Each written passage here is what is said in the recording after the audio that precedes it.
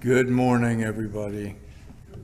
It's cold here today. I don't know what it's like wherever you are out there in cyber world, but we have the job this morning of needing to warm each other up. And for that, I'm going to light our chalice.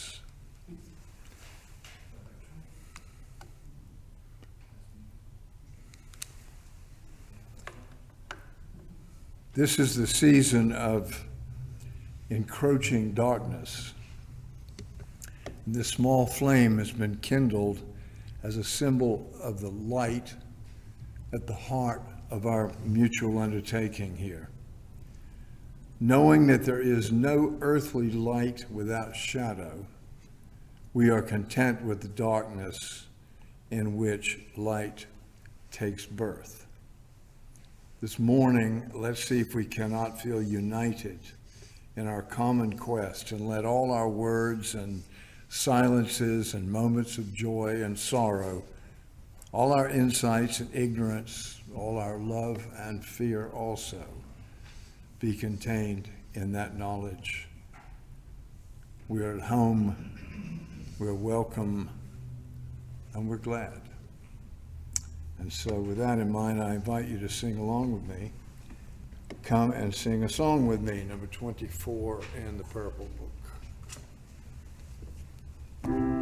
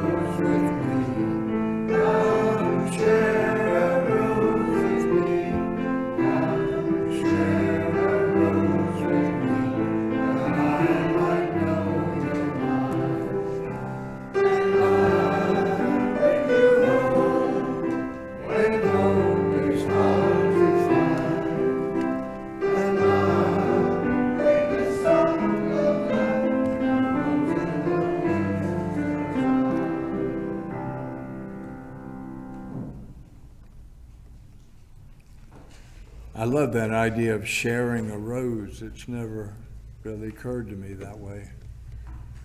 How do you share a rose? It's lovely.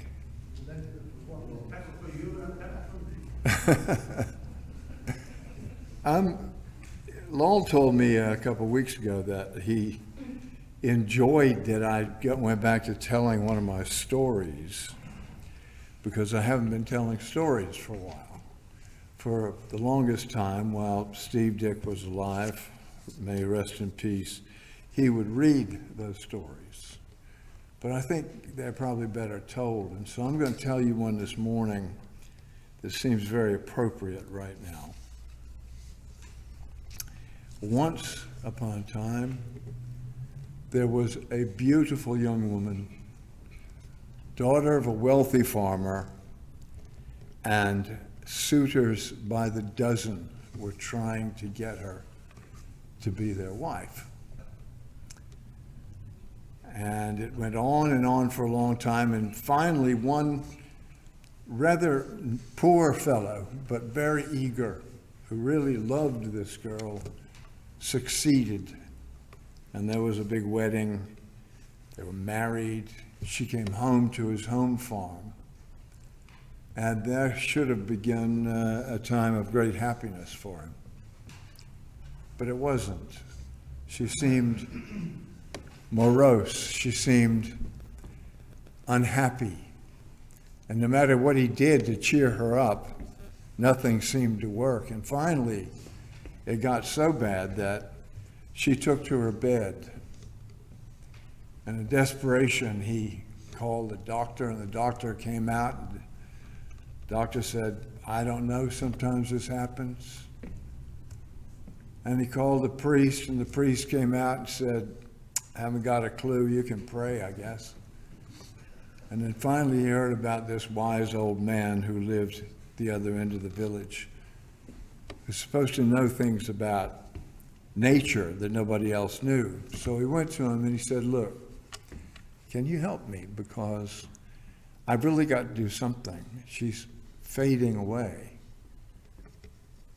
The old man said, "Yes, there is one thing you can do. It has to do with water from a certain spring. And that spring is up on the second ridge of the mountain range beyond the village." He said, "Now, if you can go up and bring some of that water to her, it will cure her. But I warn you, it's not easy." And the man said, "Why? I can be up there in a day and back, no problem. I can take a big container, a bucket, and fill it with water." And he said, "No, you must carry the water in your hands. The water must be continually in touch with a human being, or it does not have any power." But he's a young man. He said, "Well, I can do that." So following morning, he set out and he went across the valley and up steep hills and across a cliff, and finally found the spring. Dipped his hands in like this, filled it with water, and started down. Well, it's not easy to walk with your hands in front of you like this. Try it sometime. And so he would trip and he would stumble, and finally he fell and all the water spilled out. And he felt despair, but he said, "I must try again." And so he went back and once again got the water in his cupped hands and once again started down the trail. Well, light was beginning to fail. He couldn't see where he was stepping, so he kept tripping, but somehow he managed to keep his hands in front of him.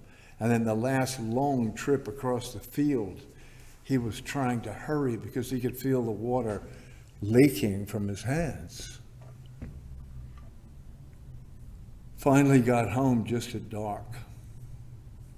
His young wife was in bed, and he looked down and in despair saw that there was not even a single drop left in his hands.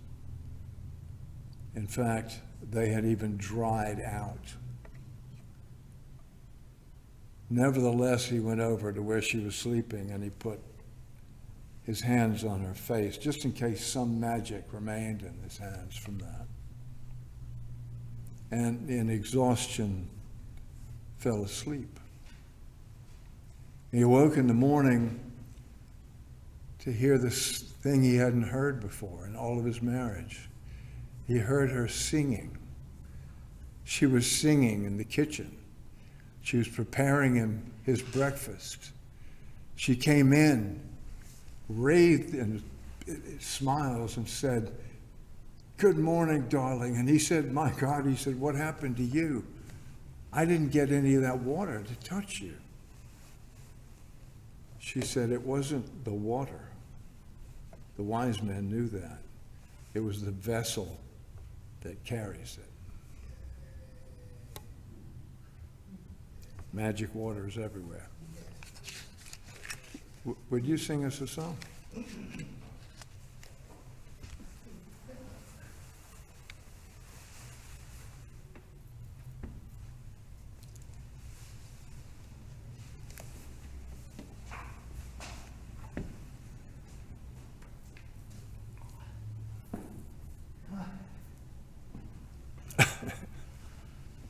Yes, you may have the microphone. Hello, Mike.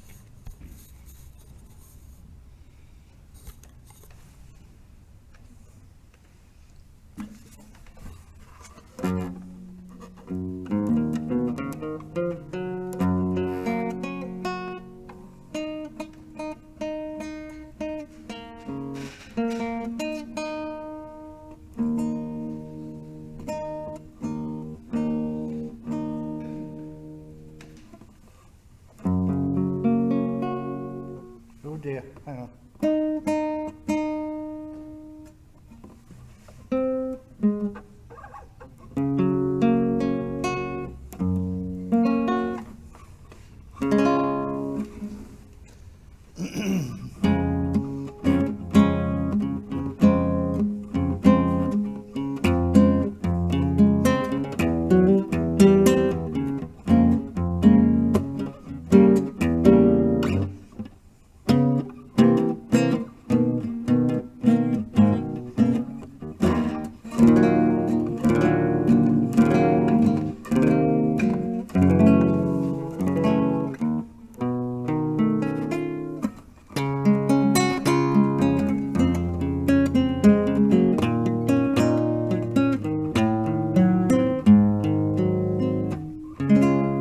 Smile though your heart is aching, smile even though it's breaking.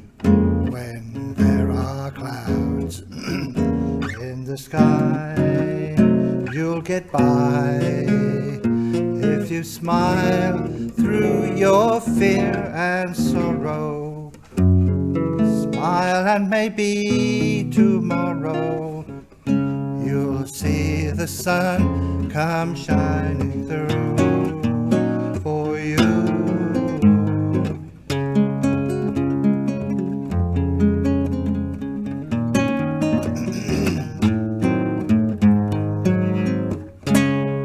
Light up your face with gladness, hide every trace of sadness, although a tear may be ever so near. And let them, if you smile through your fear and sorrow, smile, and maybe tomorrow you'll find that life is still worthwhile. If you just, you'll find that life is still worthwhile. If you just smile.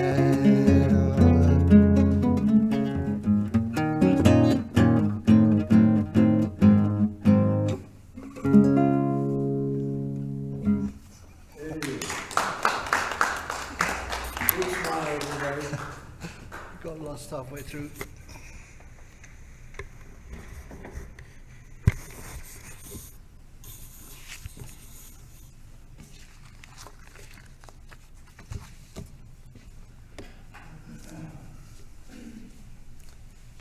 Let's take a few moments now for ourselves as we fully arrive, because we're sitting now in the presence of that flame that represents the one flame of truth, the one spark of the universe, the agent of life and death, the symbol of freedom and wholeness. And we gather in humility, seeking light. Well, this morning we hold out the small chalice of our cupped hands to give, to receive, to carry back. We bring joys and sorrows and gifts and needs to this, the home of our religious community. Let not our minds be shuttered as we receive the light without. Let it not lessen the light within. And may our giving be such that we shed light also into all those dark corners of our world. And as we go on, let us reach even further. Let us go together to the very limits of our credulity, of our reason, of our strong doubt. Let us seek what every child of the universe most longs for, and knowing or unknowing seeks in the million ways. Let us, by this most human of acts, the act we call prayer, make this place sacred and make this moment holy, so that we can listen for the sound beyond stillness, the voice beyond speech. So let us go together once again with confidence and love into the good silence.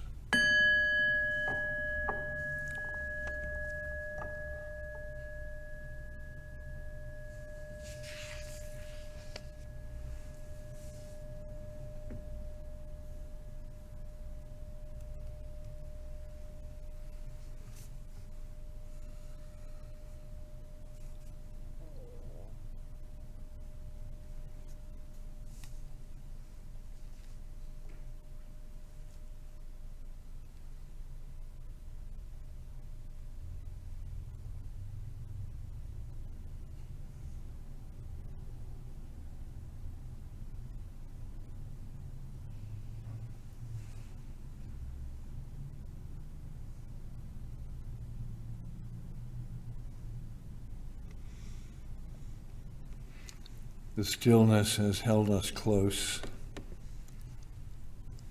May its embrace be with us still as we return now to the time of words and work. What we may have heard in the silence, stay with us now. One nameless spirit who speaks to us when we listen. Stay by us. So be it. Inshallah. Shalom. Amen. I'm going to ask us to sing a hymn now that we haven't sung in a good long time, and I'll tell you why. We have a much-loved member of this congregation who sadly is not coming these days, I think out of problems to do with the pandemic. He once told me at coffee that he absolutely hated this hymn. And so for years, I think more than 10 years, I would pick the hymn, but if I saw him come in, I would quickly run over and change it and tell the organist.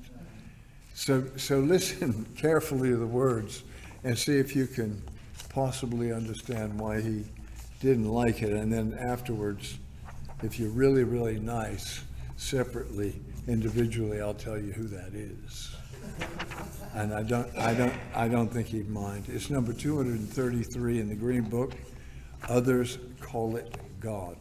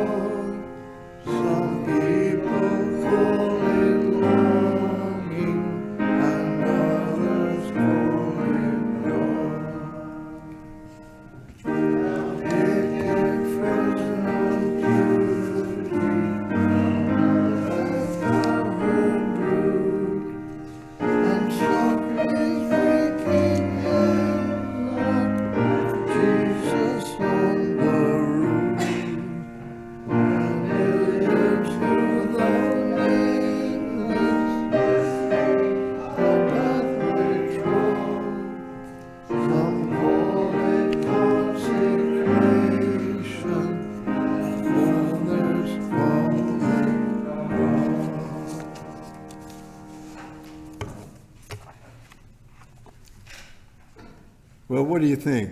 What do you think about that hymn? It's interesting. I mean, some people perhaps can quibble, say, what the hell is a saurian anyway? And yeah, it's a dinosaur, I believe.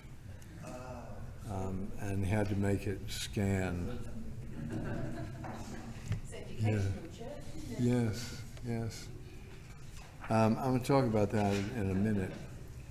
But right now, you are sitting in a Unitarian church, or else you're tuned into one on the internet. And those two things are true.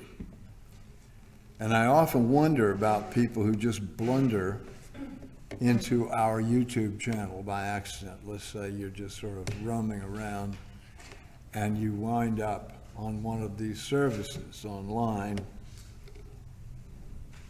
Maybe they weren't even looking for it, but if they were they expecting to find a service like those offered on Songs of Praise on the BBC, possibly? Would they be surprised? Would they be thrilled? Would they be disgusted? They might want to know what it was they were watching, to ask what this Unitarianism thing is, after all. But if they asked, could we tell them? Could we do a little elevator speech and tell them quickly enough what Unitarianism is?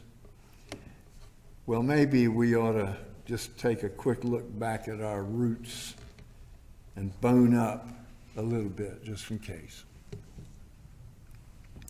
Most people agree that our earliest ancestor, in spirit at least, was one Arius, a chap named Arius, who got excommunicated from the church and punched in the nose by an early church father at the Council of Nicaea in the year 325. And that was the council that Constantine had got together to try to organize an official state church for the Roman Empire. What Arius did was had the audacity to suggest that Jesus was not composed of the same material as God, but only a similar material. And this outraged everybody who were working so hard to consolidate this new religion. They were building an empire. They needed a doctrine that could be enforced. And poor old Arius got punched out by Eusebius and exiled to some remote area in the Middle East. We're not sure what happened to him after that. I think, though, that there were Unitarians even before that, though not by that name. I think there was, in fact, a thriving congregation in Athens in the year 35 AD, because that's the year approximately when Paul, the chief spin doctor of the Messianic cult that was to become Christianity, walked bold as brass into this large public square called the Areopagus and spoiled everything, because there was an altar there with the inscription, "To the unknown God."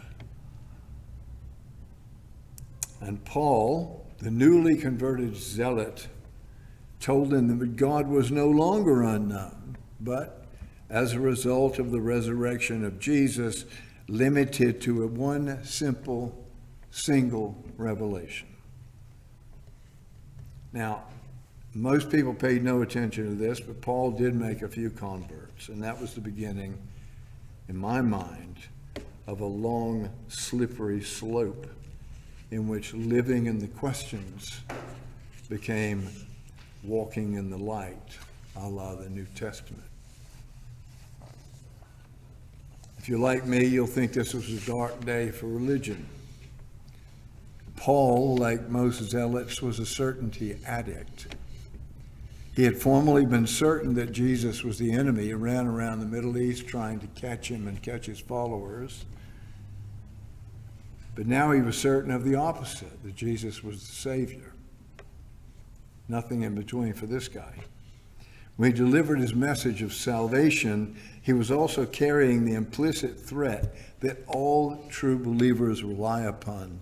If you get this wrong, you're doomed. If you get this wrong, you're going to hell. That's where it started, right there. No more trust in the goodness of the universe and of the spirit that couldn't be known by human senses. No more confidence that despite confusion, God was in his unknown heaven and all was right with the world. No, said those early Christians, believe in this or die. The unknown God lost ground from that moment, washed away in this tide of false certainty. It would have taken those early Unitarians along with it, because the strength of certainty, false or otherwise, will trump uncertainty every time. Get offered certainty sometime and you'll snap it up. When a Hitler offers simplistic answers, a Joseph McCarthy or a Mao Zedong gives us a ready-made view of the world, staying with unknowing and staying with paradox becomes all but impossible. Opposing this wave of comforting unreason has always been the task and the stumbling block, the high calling of who? Right, Unitarians.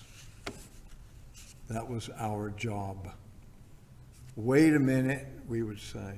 Hold on. Let's not go overboard here. Have you listened to so-and-so and so-and-so and so-and-so? How can you be so sure? Well, in the hymn we sang a few minutes ago, we were treated to a buffet of belief structures, a whole bunch of them. Sort of take your pick. Some people, perhaps ourselves, find in the slow working out of evolution. Sort of see God in that. The intricacies of nature, or the poetic longings associated with mysticism and the hard discipline of social justice work. And all those may be a kind of a suitable substitute for what others call God. Well, I like this hymn a lot, and I enjoy singing it. There's just one thing that niggles. It seems to be insisting that others, only others, can call it God. It seems to be something, an in song. Like, we don't believe in that stuff, but hey, you know, there's nature and whatever and whatever. I object to that. It seems to say that we as a movement must be content with a permanent condition of translating, interpolating, substitution, that for us, God as God doesn't really exist. It makes that assumption. Well, it's a vexed topic for a lot of Unitarian ministers. I've had this conversation many times at ministerial gatherings. The use of the G word is a matter of continuing debate. I've been variously told that my use of the word causes offense to some devout members of one church or another. And in contrast, that my sermons and services are fine as far as they go, but what about God? Didn't you leave God out? And trying to tread that line, trying not to drive people out the door who are determined to believe one thing or another is not easy. And in that, I have to envy people from the Orthodox mainstream churches, where everybody at the beginning of the day has already said, I believe in this, that, and the other. Fine. That gives me freedom. I could be glib about it. I'm often glib about it. You've heard me say, I say God as a word because it's easy to spell. Or it's a lot shorter than saying one spirit known by many names. But the issue doesn't lend itself to being glib. It's a thorny theological problem that affects all of us. In past times, most people joined our movement because they were fleeing from an image of God that besets the subconscious life of our society. And you know what I'm talking about. Most easily symbolized by a picture of that old man on the roof of the Sistine Chapel with the long white beard, old guy. Of course, that image is well past its sell-by date, and I think it probably was even at the time that Michelangelo painted it. I doubt if anybody over the age of 6 still has that image of God.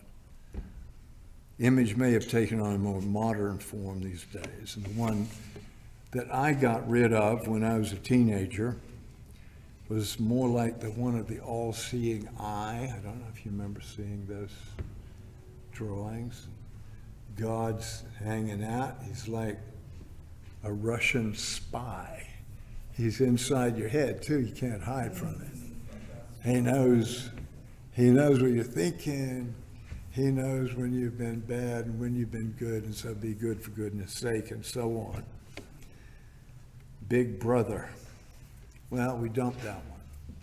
We got rid of that one. Thank God, if any. We Unitarians were among the first to bury this God. While other churches were wallowing in the heavy tides of social change, we were making way. We were anticipating liberal theologies that were to come, people like Paul Tillich. It was a strength for us then. Our ranks swelled as people said goodbye to the old mandates of sin and damnation and redemption. It's been one of our great achievements. It has, and we are justifiably proud of it. But here, take a look out there now. Yeah, take a look at the world now. We can hardly expect an influx from those who feel oppressed by other churches in an age when fewer than 4% of the population go to church anyway. Our rejection of that judging, patriarchal God isn't news anymore. Hardly anybody believes in that. Our present task is different, I claim. We must make sure we don't throw out the baby with all that bathwater. It's our job to reclaim the essence that makes churches and makes religions and get rid of all the crap that accompanies it. I think that's what we can do if we do it right. If people turn up today at a Unitarian church, certainly one in a cosmopolitan setting like London, they're much more likely to be what is called, I love this word, unchurched. That is, they've got no particular feelings about the old discredited God one way or the other. It simply doesn't come up with them. They're much more likely to be looking for a new spiritual dimension to their lives that can't be provided by the secular circus of mobile phones and video games, the internet. These people, it might be said, are the new citizens of Athens. They're drawn in a kind of search for the good old unknown God. It's as if we're back in the Areopagus once again. This God would be different from the one who officially died, according to Time magazine in 1966. He or she or it would not have a face unless it was that of everybody's face. He or she or it would not live in heaven, but somewhere in here. There would be no series of rules, no instruction manual for living, nothing you could consult to get chapter and verse on what was right and what was wrong. This God would not be unknown for lack of a suitable revelation yet to come sometime in the future, but because he or she or it is unknowable by the limited human mind anyway. Finally, this God will require no flattery, no appeasement, no rituals of empty congratulation to stave off retribution from on high, but will be sensed and appreciated by those who actually learn the art of prayer and meditation and song. This God would be real only when and only to the extent that we become real in our search. There's something that's always appealed to me. There's something in human beings, I think all human beings, which has variously been described as the desire to kneel, the desire to drop to your knees in front of something so overwhelmingly greater than yourself that it brings this on. I think we've lost a lot of that now. We Unitarians have got famously stiff knees. We've never knelt to anybody. But that unknown God whose whispered presence brings us back here week after week, we few can be described as that which would fill us with awe, make us be moved to tears, and kneel. We can go a long way with self-sufficient, self-esteeming ideas.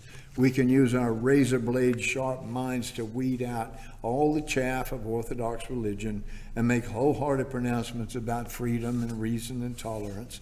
But if we do not find in our practice something which, however haltingly, brings us symbolically to our knees in the presence of something much greater than our little selves, we're at an empty feast, and our work cannot be expected to, nor should it deserve to, endure. So my hope, which comes and goes as vicissitudes of life beset us, is that we will somehow penetrate the veil of vagueness and custom individually and as a worshiping community, that we can say R.I.P. to the false gods of the past without precluding the appearance of the real one of the presence, the real one that is so near that we can almost, but not quite, sense it. That the unknown God may remain upon our altar, not as an excuse for not trying, but as a goad to keep trying to discover this healing reality within ourselves. And then to share it out to the rest of the cynical and weary world. I say this thing that lives, that this thing that others call God, we just sang the list, doesn't just live in the woods and the picket lines. It lives in us too. And it lives here. And that's where we're going to find it. Amen.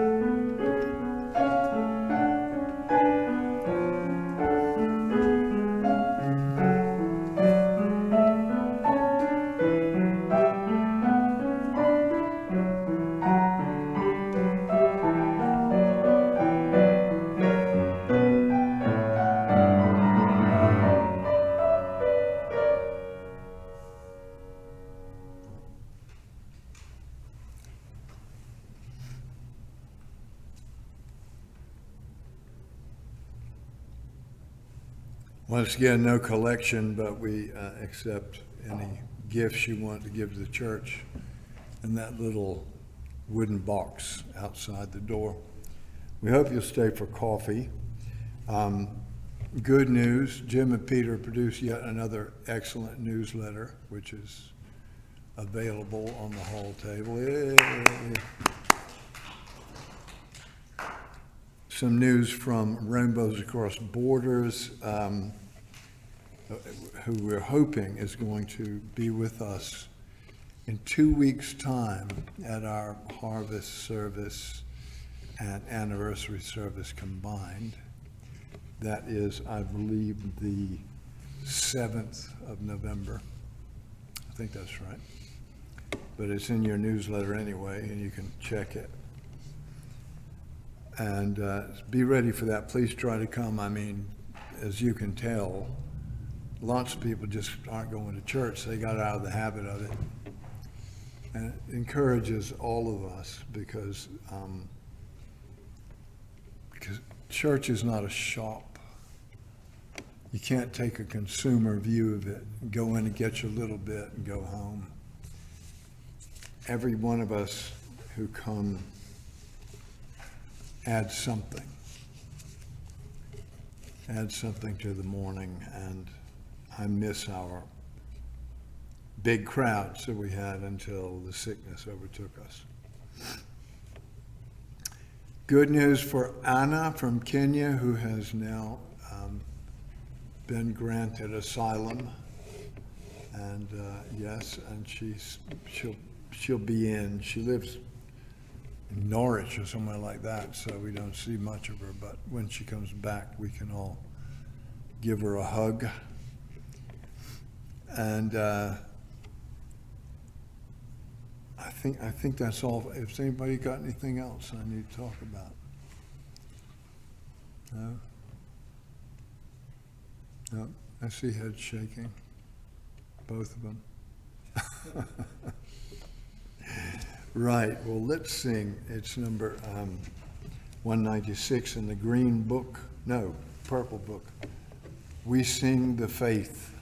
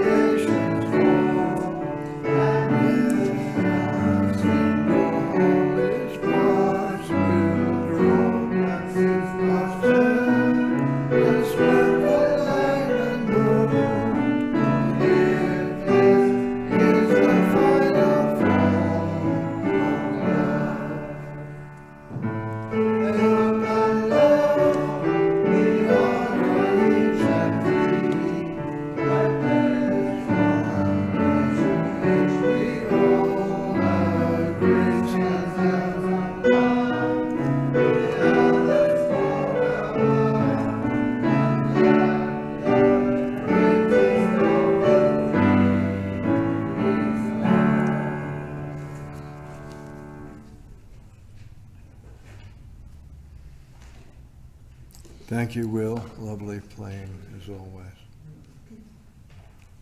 We are all children of light and shadow. And we turn now from our gathering, leaving as we came, half troubled, half held in contentment. But we know that our steps, faltering and uncertain though they may be, are leading us toward a place beyond this paradox, the light without shadow. So let this be our resolution, to look after one another in body and spirit as we know we can, until we meet again. Amen.